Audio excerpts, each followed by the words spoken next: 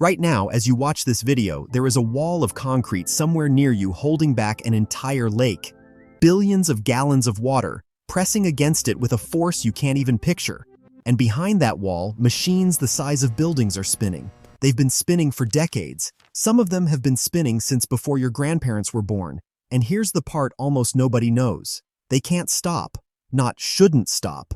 Can't. Because the moment a major hydroelectric dam goes quiet, things start to break. The dam, the power grid, sometimes entire regions.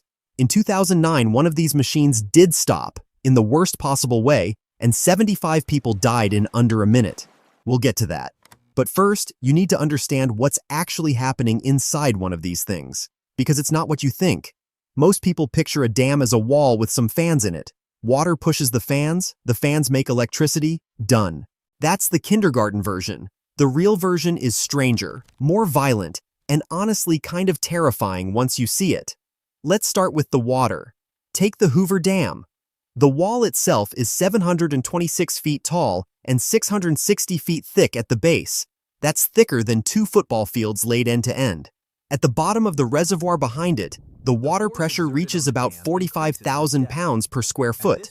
The dam holds back Lake Mead, which at full capacity contains enough water to cover the entire state of Pennsylvania a foot deep.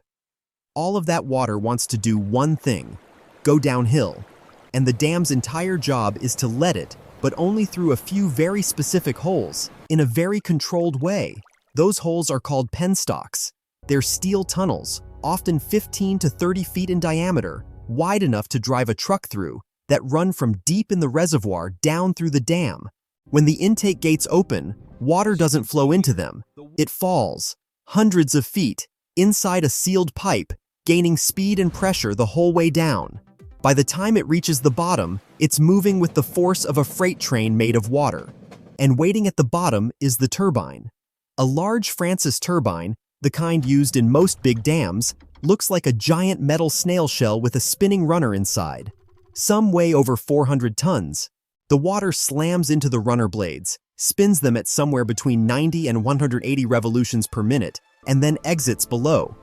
That doesn't sound fast. Your car engine does thousands of RPM, but your car engine isn't 30 feet wide and weighing as much as a loaded 747. The turbine shaft runs straight up into the generator. Inside the generator is a rotor wrapped in electromagnets, spinning inside a ring of copper coils. Spinning magnets past copper creates electric current. That's it. That's the whole trick. The same physics as a bicycle dynamo, scaled up until a single unit can power a city of 500,000 people. The Three Gorges Dam in China has 32 of these units. Together, they've generated over 100 billion kilowatt hours in a single year. That's more electricity than some entire countries use. So that's what's happening inside. Falling water, spinning steel, invisible current. Now here's the question this video is actually about. Why can't it stop? Reason number one is the water itself. And this is the part that surprises people. You cannot just close the gates. Imagine water moving through a penstock. Thousands of tons of it, traveling at highway speed inside a steel pipe. Now imagine slamming a door in its face. The water doesn't politely stop. It piles into itself, and the pressure at the gate spikes to several times its normal level in a fraction of a second. Engineers call it water hammer. You've actually heard it in your own house. That bang in the pipes when you shut a faucet too fast? Same phenomenon. Now scale it up 10 million times. Water hammer can split a penstock open like a soda can. It can crack concrete. It has destroyed entire powerhouses. So dams are built with surge tanks, giant vertical shafts where the water can rush upward and burn off its momentum. And the gates are designed to close over minutes, not seconds. Even in an emergency, a dam cannot simply turn off. Stopping is a slow, careful, dangerous procedure. And even when the turbines are stopped, the water is still coming. Rivers don't take days off. Rain keeps falling upstream. Snow keeps melting. The reservoir keeps rising. A dam that isn't passing water through its turbines has to send it somewhere else, over the spillways, which is basically throwing energy in the trash while praying the reservoir doesn't climb too high. When a reservoir overtops a dam that wasn't designed for it, the dam usually doesn't survive. We know this because it has happened. In August of 1975, Typhoon Nina stalled over central China and dropped a year's worth of rain in about 24 hours. The Banqiao Dam's reservoir rose past every limit its designers had planned for. Just after midnight on August 8th, the dam failed, and a wall of water up to 30 feet high and several miles wide swept across the plains below. It took out over 60 more dams downstream, one after another, like dominoes. The official death toll was around 26,000 people. Later estimates that include the famine and disease that followed put the number as high as 240,000. It remains the deadliest structural failure in human history, not the deadliest dam failure, the deadliest failure of anything humans have ever built. And if you think that's a problem from another era, another continent, it's not. In February 2017, the Oroville Dam in California, the tallest dam in the United States, came closer to disaster than most Americans ever realized. Weeks of heavy rain forced operators to open the main spillway, and the concrete chute, weakened by decades of hidden erosion underneath, cracked apart under the flow. A crater opened in the middle of it. Operators cut the flow to inspect the damage, but the reservoir kept rising, because of course it did. The rain didn't care, and water began pouring over the emergency spillway for the first time in the dam's history.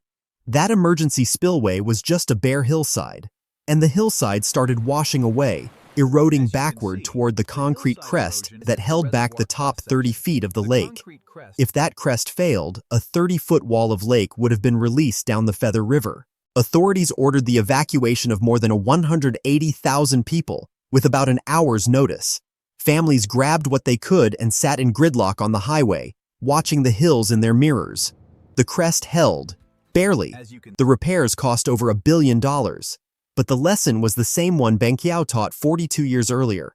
The water never stops arriving, and every dam is a negotiation, not a victory.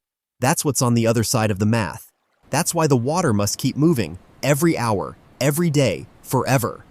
A dam is not really a wall, it's a valve, and a valve only works if it's operating.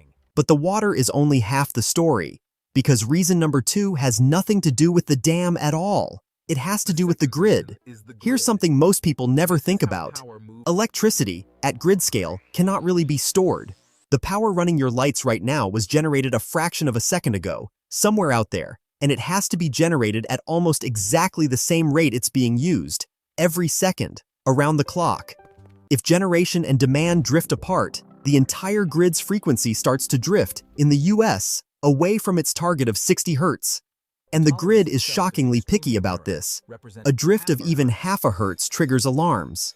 A drift of 2 or 3 hertz can start disconnecting power plants automatically to protect their equipment. And when plants start disconnecting, the remaining plants get overloaded, so they disconnect too. And within minutes, you can lose an entire region. That's a cascading blackout. It's how 55 million people in the northeastern US and Canada lost power in a single afternoon in August 2003. So who keeps the frequency steady? To a large degree, the dams. Hydroelectric turbines are enormous spinning masses, and that spinning mass acts like a flywheel for the whole grid. Engineers call it inertia. When demand suddenly jumps, say, halftime of the Super Bowl, when millions of refrigerators, microwaves, and toilets flush and run at once, that spinning steel physically resists the slowdown, buying the grid precious seconds.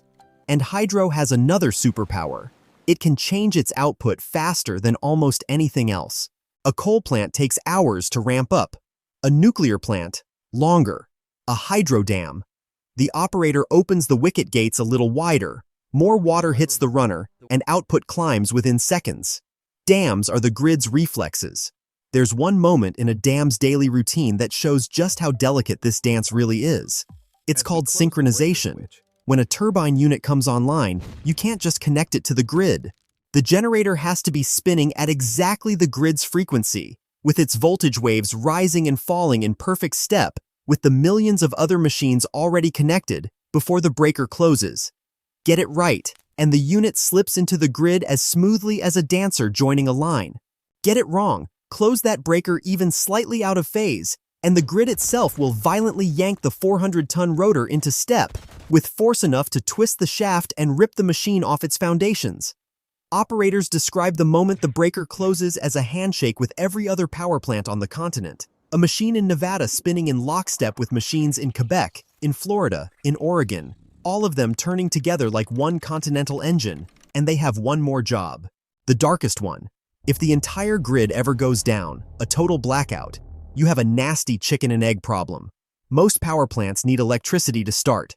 Their pumps, their controls, their cooling systems all run on grid power. No grid, no startup. No startup, no grid. The way out is called a black start, and the machines trusted to do it are, overwhelmingly, hydroelectric dams, because a dam doesn't need fuel pumps or ignition systems. It needs gravity. Open a gate, water falls, the turbine spins, and suddenly there's power again, a small island of it, which operators use to wake up the next plant, and the next, slowly rebuilding the grid outward like relighting candles from a single match.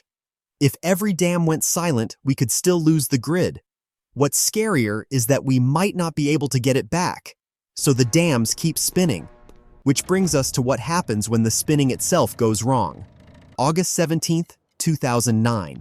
The Sayano-Shushenskaya Dam in Siberia, the largest power plant in Russia. Turbine unit number 2 had been vibrating badly for months. The studs holding its 900-ton cover in place had been quietly cracking from metal fatigue. Some of them, investigators later found, were missing their nuts entirely. At 8:13 in the morning, with the plant running near full load, the studs let go. The water pressure underneath, the same pressure that had been driving the turbine for 30 years, fired the entire 900-ton unit upward through the floor of the turbine hall. Rotor, cover, everything, launched like a cork out of a bottle. And then the penstock, now an open pipe with a reservoir behind it, poured the river directly into the building. The turbine hall flooded in minutes. 75 workers were killed. The plant took years and over $1 billion to rebuild. That is the amount of energy sitting behind these machines at all times.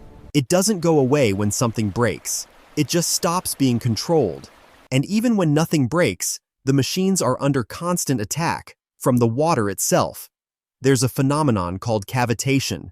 When water accelerates over the turbine blades, the pressure in certain spots drops so low that the water literally boils at cold temperatures, forming tiny vapor bubbles. Then, a fraction of a second later, the pressure comes back and the bubbles collapse, violently. Each collapse fires a microscopic jet of water at the blade surface, at speeds that can exceed the speed of sound, with pressures high enough to hammer dents into solid steel. One bubble does nothing, but the turbine is making billions of them, hour after hour, year after year. Over time, cavitation chews holes in turbine blades like termites eating wood. Walk into any dam's maintenance bay, and you'll find blades pitted and scarred, being welded and reground by hand. The water that powers the machine is also, slowly and constantly, eating it. And upstream, something even slower is happening. Every river carries sediment, sand, silt, mud. A flowing river flushes it out to sea. A dam stops the river, and the sediment settles, year after year, filling the reservoir from the bottom up. Lake Mead has already lost a meaningful chunk of its storage capacity to sediment. Some reservoirs around the world are more than half full of mud. Engineers can flush it, dredge it, fight it, but they can't stop it. Every dam on Earth is a battery that's slowly filling with dirt, which is a strange thought, because we tend to picture dams as permanent, pyramids of the modern age. But they're not monuments, they're machines. And machines only exist as long as someone keeps them running. So what would actually happen if we just walked away? If tonight, every operator at a major dam stood up and went home? For the first few hours, probably nothing. The turbines would keep spinning, governors would keep adjusting, automation would hold the line, but the river would keep coming, and no one would be managing the reservoir. Depending on the season, the water would climb toward the spillway crest. Automatic systems would trip units offline as parameters drifted.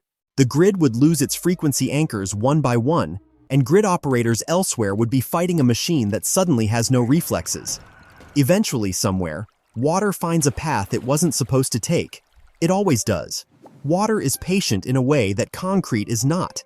The point is, a dam is not a thing that was built. It's a thing that is being operated. Present tense, continuously. There are people inside these plants right now, tonight, on Christmas, at 3 a.m., watching gauges, listening to vibrations, walking galleries deep inside the concrete where the walls sweat cold reservoir water. Entire careers spent inside a wall, keeping a river convinced, hour after hour, to hand over its energy peacefully. So the real answer to the question is layered, the same way it always is with these things. What happens inside a hydroelectric dam? Falling water, spinning steel, and physics old enough that Faraday would recognize every part of it. Why can it never stop?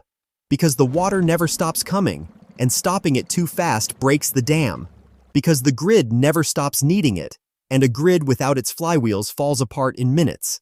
And because these machines carry so much energy that the only safe state is the running state, controlled, watched, maintained, forever.